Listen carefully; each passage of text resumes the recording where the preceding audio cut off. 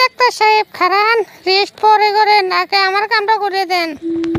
তো আপনি কেটা? আপনাকে তো চিনলাম না। আপনার চেনারও তো দরকার নাই, আপনার জন্য একটা ভিডিও নিয়েছি, ভিডিওটা দেখেন।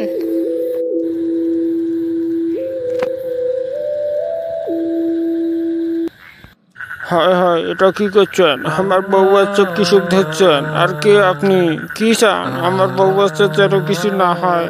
আমার বউ বাচ্চা কেন ধরছেন কোন আপনি? এই মেয়ে কোপা মাসে তো এখন বিপদ মুক্ত, তাই না? হ্যাঁ, সে এখন বিপদ মুক্ত। তো কি হয়েছে? এই মেয়ে ওকে বিপদ মুক্ত করা যাবে না, ওকে একবার মারি হেলো লাগবি, পারবেন কিনা সেটা কোন?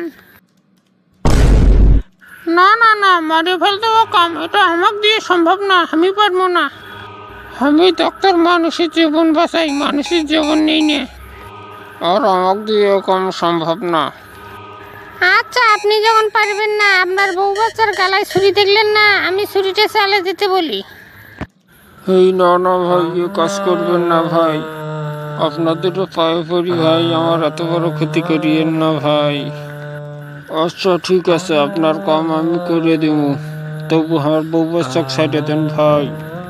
কোপা মাসুদ মরার কথা আমার কানত আসা, আর তোর বউ বাচ্চা তোর বাড়ি যাওয়া আমি কথা দিলাম, আর আমি যে এলে কথা তো কইছি, এলে যেন ফালাস না হয়। আচ্ছা ঠিক আছে ভাই।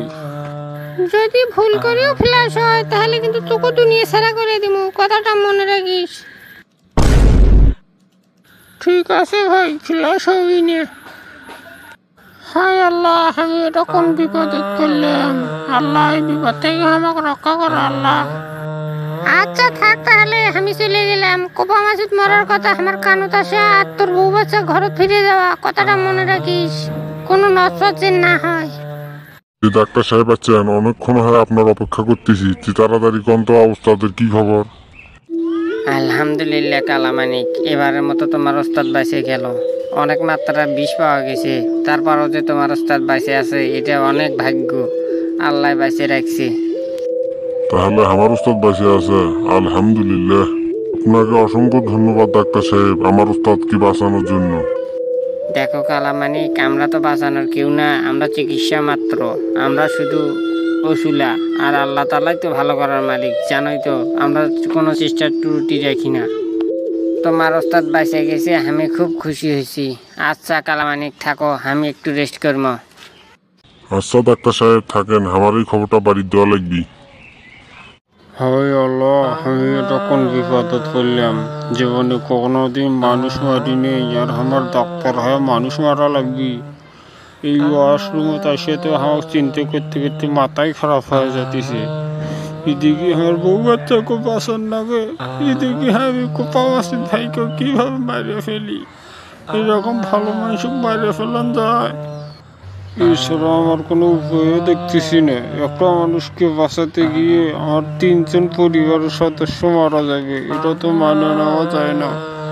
এখন আমি কি করি আল্লাহ? আমাকে একটা বুদ্ধি দে আল্লাহ।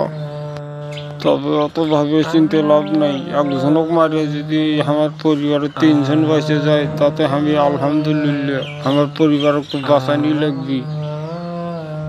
জয় জয়া ভাইকে মারি ফেলবার পাবো না, তবে এমন একটা ইঞ্জেকশন দিব যাতে হার্টে কাজ না করে আর সবাই মনে করে যে কোপা মাসুদ ভাই মরছে।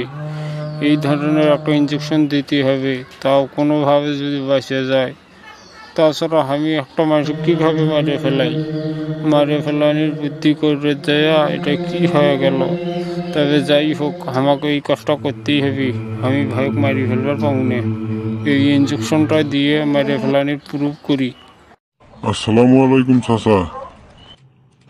ওয়ালাইকুম সালাম। তুই কালামানিক যে বাবা, কোপা মাসুদের কি খবর এখন? চাচা ভাবি নিষেধ করে দিবেন, টেনশন যাতে না হয়, এখন সুস্থ আছে, তো একটু বড় আসতে পারবেন আপনারা দেখতে। আলহামদুলিল্লাহ, শুনে খুব খুশি হলাম রে কালামানিক। আচ্ছা আমি রিয়াকে একনে জানা বানাইছি। আচ্ছা চাচা, ভাবি নিষেধ করবেন যাতে টেনশন না করে, ভাই এখন সুস্থ আছে আলহামদুলিল্লাহ। আচ্ছা রে বাবা, আমি একনে করতেছি।